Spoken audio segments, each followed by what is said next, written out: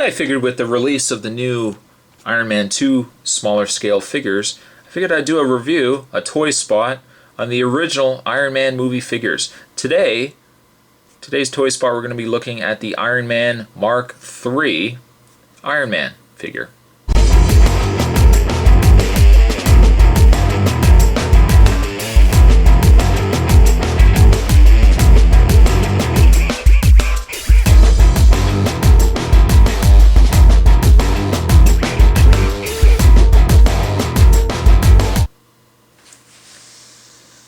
And I was really impressed with the Iron Man figures from the original movie.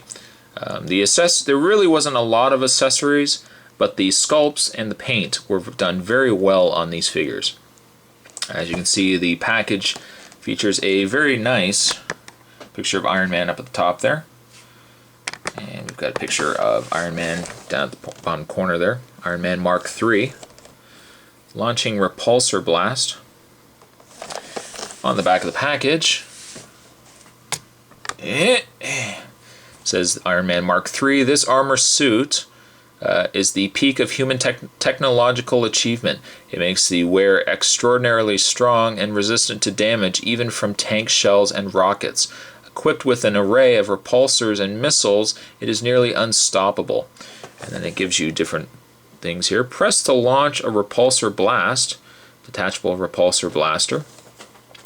The other figures in this wave, we've got Ironmonger, we've got Titanium Man, and then we've also got the Ironmonger with open cockpit, and it reveals pilot, which is actually funny because I don't believe that figure was ever released with the pilot. Instead there was the, Jebediah Stane inside. And I don't think that was ever released. If it was, please somebody let me know, but it says collect them all. So there is packaging on the Iron Man Mark III figure. What we'll do is we'll open this up and we'll have a better look at the figure. So stay tuned, guys. Stay tuned. Alright, now that Iron Man is out of the package, let's get a better look at the figure. The paint isn't as nice as I thought it was. Some of the other Iron Man figures, paint usually isn't too much of an issue. But I notice it's not consistent really with a lot of the paint that's on this armor. There's areas where it's really dark in some areas, other areas it's more lighter. It's a bit sloppy, but it still is pretty good. It is, I mean, it's a vibrant red. It is definitely a vibrant red.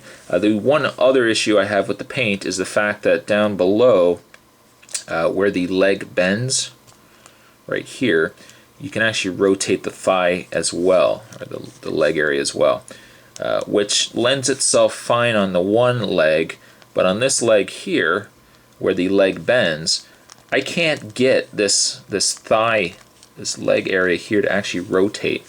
It looks like the paint actually is just sealed all around it. So ultimately, my Iron Man figure, unfortunately, while he can bend his leg back and forth, I can't get his leg to actually rotate.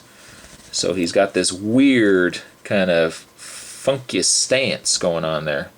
As you can see, the one leg isn't really that bad though. The sculpt is really nice on the mask.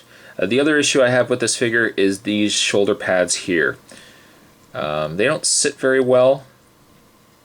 And I don't know if that's a problem with every Iron Man figure that's been released. You kind of have to push the shoulder pads in. There is actually little holes where there's pegs, and they actually snap into those holes. And this shoulder's not too bad. As you can see, it moves. This one here keeps coming off. See the hole there and the little pegs? If you have it sitting right in that hole where it's supposed to be, it kind of just does its own thing. In this one I actually have to push in a little further than this one just so it actually will stay.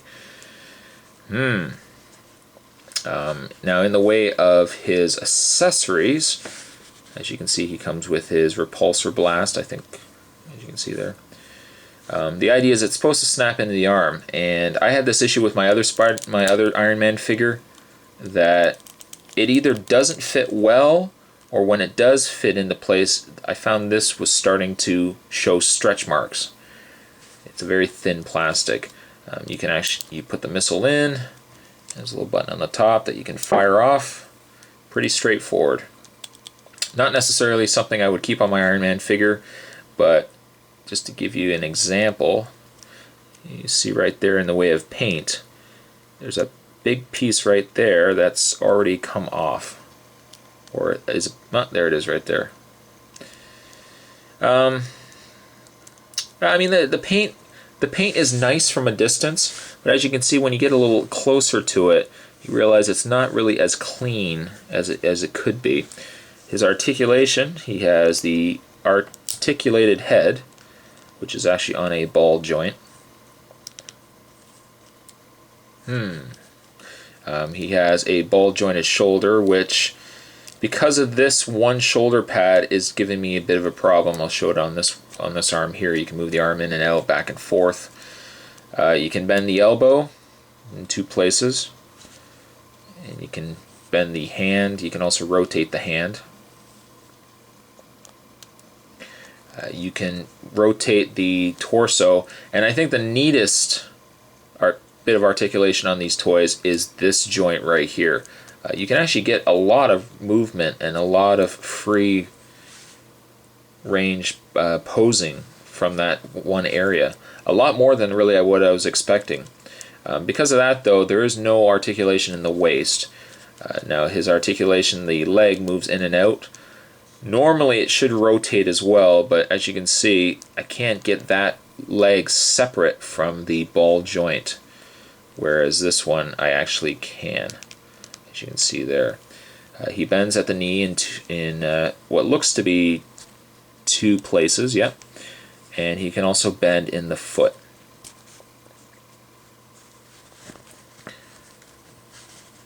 So overall, it is a nice figure at first glance. It does have its own issues. The more you kind of look at it, you kind of realize, okay, the paint's not as clean as it could be. Some of the joints are giving me a bit of a problem. But as a display piece, it definitely looks nice as a figure. This mold's been reused several times for the Iron Man figures. I'm hoping, you know, now that they've given us the smaller scale figures, I'm hoping they're still going to give us larger size figures too, for some of us that maybe don't necessarily like the smaller size figures. But in the meantime, that was a toy spot on the Ironman Mark III Iron Suit. Hope you guys enjoyed it, and I'll see you guys next time.